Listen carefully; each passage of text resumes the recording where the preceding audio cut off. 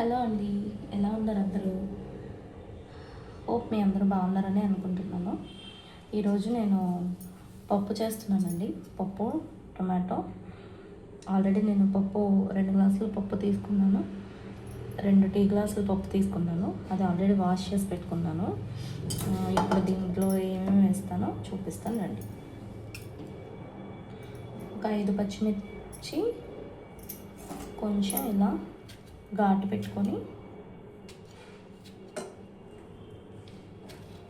వేసుకోవాలండి. తర్వాత నేను ఒక ఆనియన్ వేస్తున్నాను.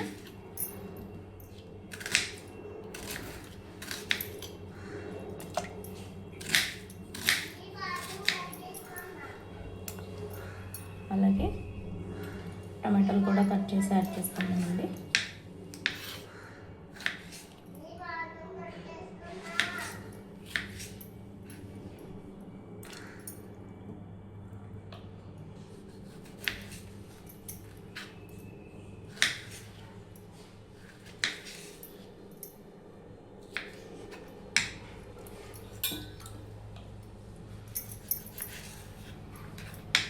నేను 2 టీ గ్లాసుల పప్పుకి ఒక 4-5 టమాటాలు తీసుకున్నానండి. మీరు ఎంత క్వాంటిటీ పప్పు తీసుకుంటే అంత క్వాంటిటీకి తగ్గట్టు మీరు టమాటాలు యాడ్ చేసుకోవాలి.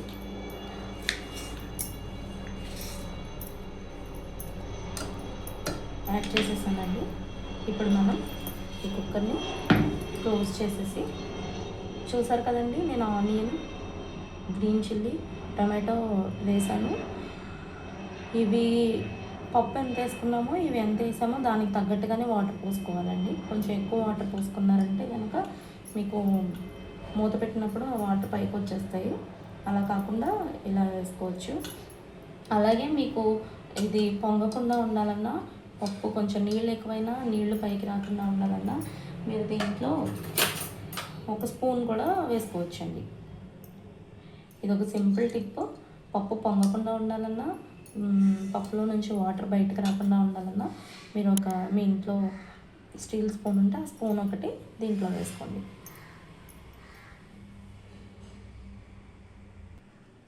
మూత పెట్టేసి ఇప్పుడు ఒక 3-4 విజిల్స్ వచ్చే వరకు దీన్ని స్టవ్ మీద పెట్టుకున్నానండి. స్టవ్ మీద పెట్టేసుకున్నాం కదండి. ఇప్పుడు ఒక 3-4 విజిల్స్ వచ్చే వరకు వెయిట్ చేద్దాం. చూస్తున్నారు కదండి, వాటర్ అయితే మనకి బయటకు రావట్లేదు.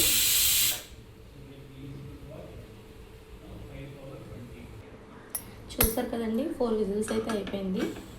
కుక్కర్ మూత ఎప్పుడైనా ఈ గ్యాస్ పోయిన తర్వాత మాత్రమే ఓపెన్ చేయండి, లేదంటే కుక్కర్ పేలిపోయే అవకాశం ఉంటుంది. గ్యాస్ పోయిందండి, నేను ఓపెన్ చేస్తున్నాను.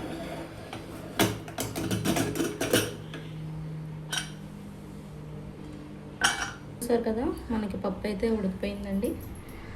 దీన్ని ఇప్పుడు మనం స్మాష్ చేసుకోవాలి.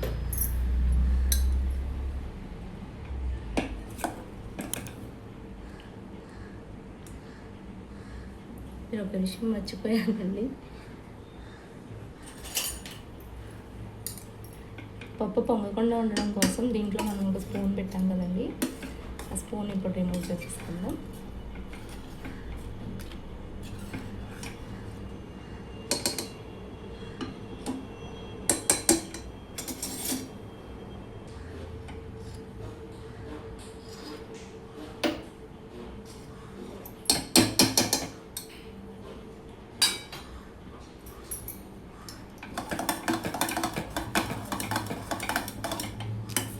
చూడండి, 4 విజిల్స్కే పప్పు చాలా మెత్తగా ఉడికిపోయింది.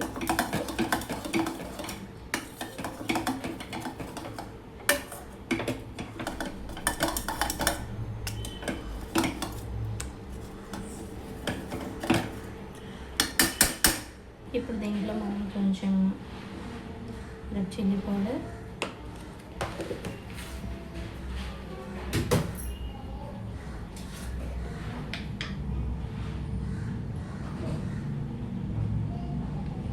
కొంచెం పసుపు,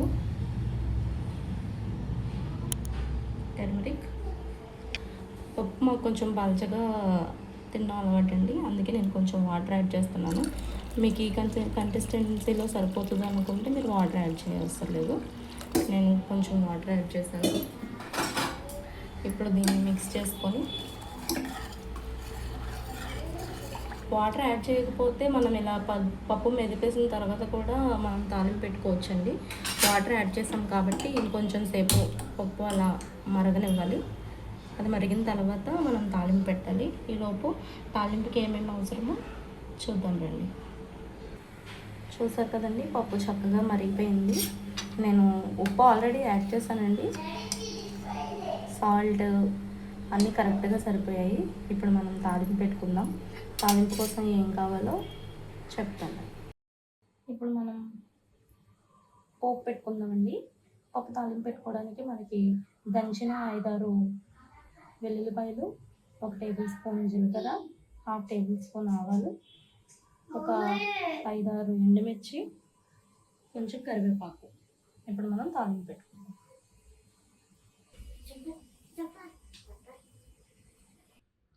ఆయిల్ హీట్ అయిపోయిందండి. ఇప్పుడు మనం దీంట్లోకి దంచి పెట్టుకున్న వెల్లుల్లిపాయలు వేస్తాం.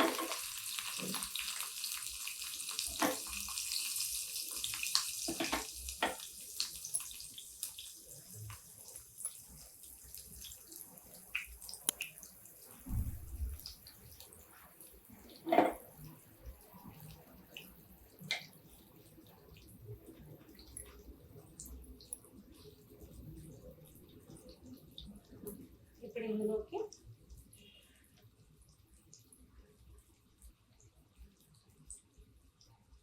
జీలకర్ర, ఆవాలు వేసుకుందాం.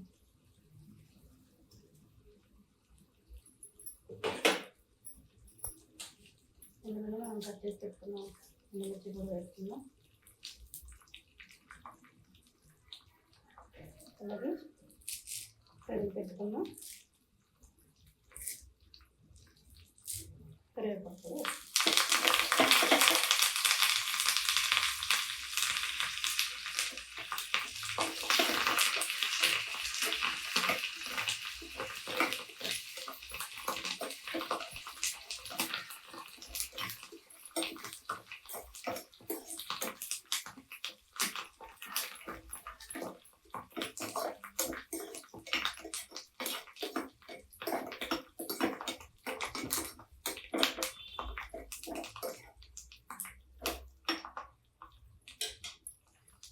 చూసారు కదండి, తాలింపు ఫ్రై అయిపోయింది.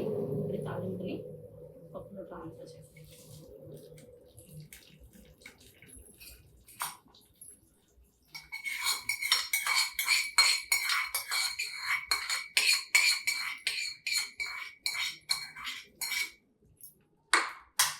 చూసారు కదండి, టమాటో పప్పు రెడీ అయిపోయింది. వేడి అన్నంలో పప్పు వేసుకొని కొంచెం నెయ్యి వేసుకొని తింటే చాలా టేస్టీగా ఉంటుందండి. ఉప్పు అన్నీ కరెక్ట్గా సరిపోయాయి. ఇదండి ఈరోజు మనం టమాటో పప్పు వీడియో నచ్చితే please like, share and subscribe. Thank you for watching.